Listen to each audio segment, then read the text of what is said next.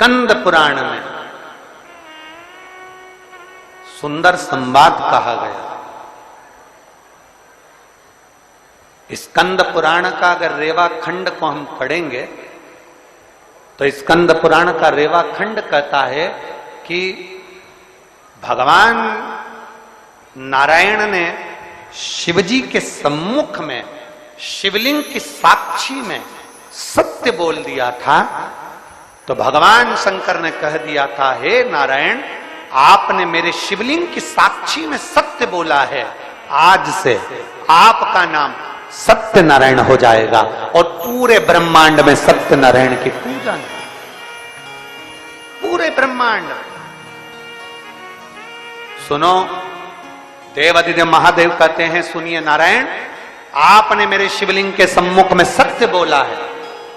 घर में जब शुभ आयोजन होगा, घर में जब शुभ शकुन होगा, घर में जब शुभ कार्य किया जाएगा, घर में जब वंश की वृद्धि हो रही होगी, घर में कोई नया मेहमान आ रहा होगा, घर में कोई आतिथ्य हो रहा होगा, कोई नया मुहूर्त हो रहा होगा, तब हे नारायण आप सत्य बोले हो, इसलिए आपकी पवित्र पूजन प्रत्येक घर में पूर्णिमा, अमावस्या, एकादशी, द्वादशी, संक्रांति आदि कादिक दिन आपके इस स्वरूप की पूजन पूरा ब्रह्मांड करेगा और आपको लोग सत्यनारायण भगवान के नाम से पुकारेंगे।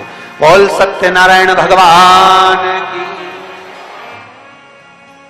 इसीलिए स्कंद पुराण का रेवा खंड कहता है, इसलिए हमारे यहाँ जब सत्यनारायण भगवान की हम कथा श्रवण करते हैं, प्रथम अध्याय पूर्ण होता है, द्वितीय अध्याय पूर्ण होता है, तो विद्वान ब्राह्मण जन कहते हैं इति श्री रेवा खंडे प्रथम अध्याय। तो ऐसा रेवा खंड में से भगवान सत्यनारायण के सुंदर स्वरूप का वर्णन आता है। शिव महापुराण में से भगवान सत्यनारायण के स्वरूप का वर्णन आता है, भगवान शिव की पवित्र कथा का वर्णन आता है, भगवान शंकर के सुंदर स्वरूप का वर्णन आता है, और भगवान नारायण का एक नाम सत्यनारायण है। भगवान नारायण का एक नाम सत्य। किस किस क्या होती है सत्यनारायण जी की कथा? जरा हाथ उठाइए, जम के, जरा जम के। होती है कभी कभी? अरे बोलो तो।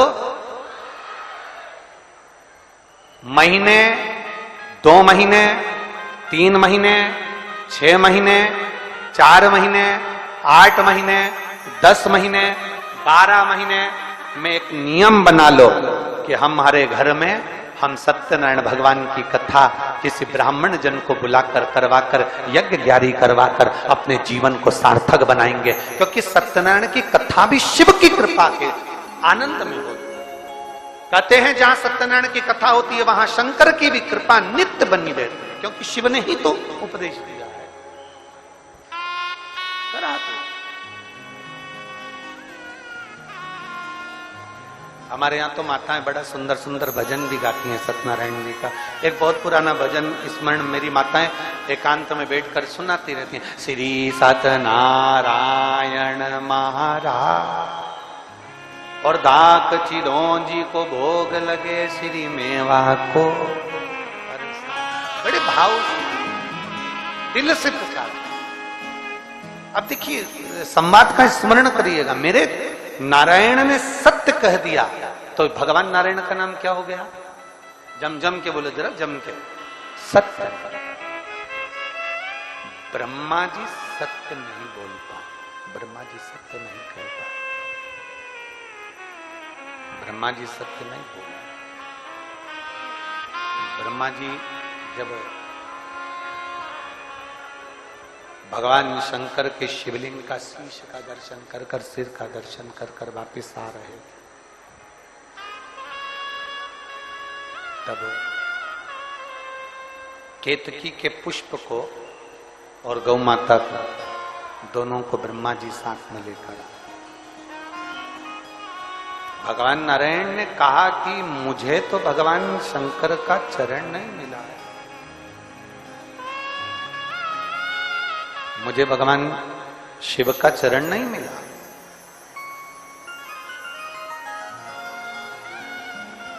कभी जरा विचार करिएगा, ब्रह्मा जी के बुद्धि में भी शंकर जी के प्रति संशय हो जाता, तो क्या साधारण व्यक्ति के बुद्धि में शिव के प्रति संशय नहीं होगा?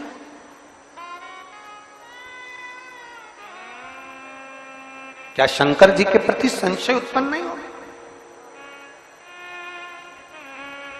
जो तुमसे कह दे कि शंकर पर चढ़ा हुआ जल नहीं पीना, कोई कह दे कि बेलपत्र मत खाना, कोई कह दे कि श्री शिवाय नमस्तुभ्यम मत बोलना, उनको ये सारे पत्र विदिशा के ले जाकर उसके घर पे टांग देना, कहना इसमें फोन लगाकर पूछ लो कि शिव को जल चढ़ाने का प्रमाण क्या है।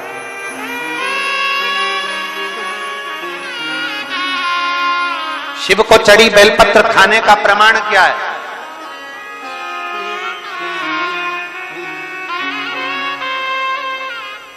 शंकर भगवान की अविरल भक्ति का बल क्या है? उसको बोलो।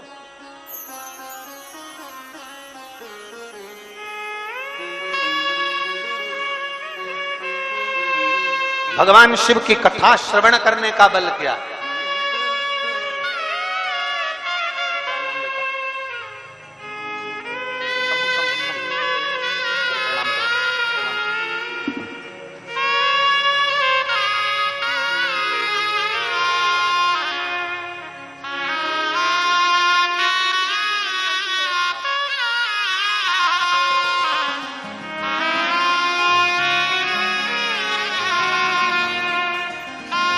दस वर्ष के बाद बाबा ने संतान दी है और वो कह रही हैं कि मेरी संतान मेरे साथ में रोज जल चढ़ाने शिवालय जाती है।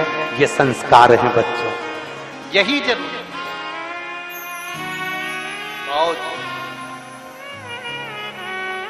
अपने भीतर के संस्कारों को अवश्य, संशय कहां नहीं होता। ब्रह्मा जी के मन में संशय उत्पन्न हो गया, ब्रह्मदेव के हृदय में संशय उत्पन्न हो गया, ब्रह्मा जी की चित्तवृत्ति में संशय उत्पन्न हो गया। कह दिया ब्रह्मा जी ने, मैं नहीं मानता ये आकाशवाणी झूठी है। आकाशवाणी होकर कह रही है कि ब्रह्मा झूठ बोल रहे हो, ब्रह्मा तुम असत्य बोल रहे हो, ब्रह्मा तुम झूठ बोल रहे हो,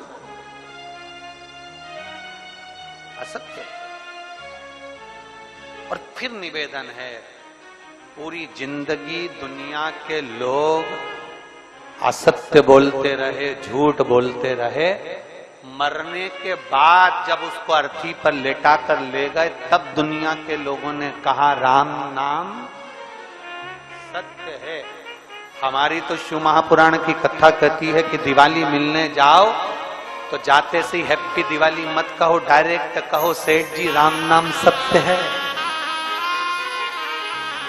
थोड़ा सा सेठ जी को भी करंट लग जाएगा और तुरंत बोलेगा क्या रे, क्या मेरा बुरा चाहता? नहीं, पूरा जीवन झूठ में निकल गया, असत्य में निकल गया, छल प्रपंच और कपट में निकल गया। एक मौका मिला है सत्य बोलने का, जीते जी सत्य बोल लो, उससे बढ़कर कोई पूंजी नहीं।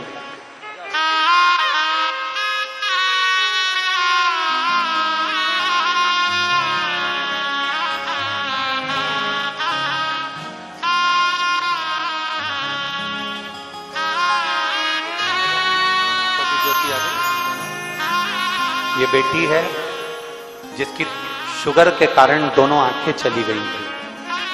शुगर के कारण ये देख नहीं पाती थी, खड़ी होती थी तो गिर जाती थी। आज वही बेटी जो इंसुलिन लेती थी एक दिन में 3 बार, 10 का और 22 का एक बार, आज बाबा की कृपा से खड़ी भी है और उसकी आंखों की ज्योति भी बाबा ने वापस दे दी है।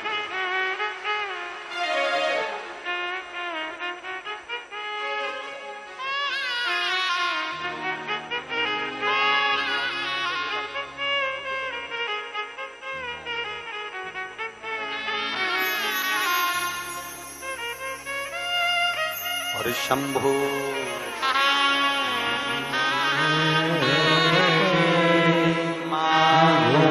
घड़ी घड़ी दुख काटो, दया करी दर्शन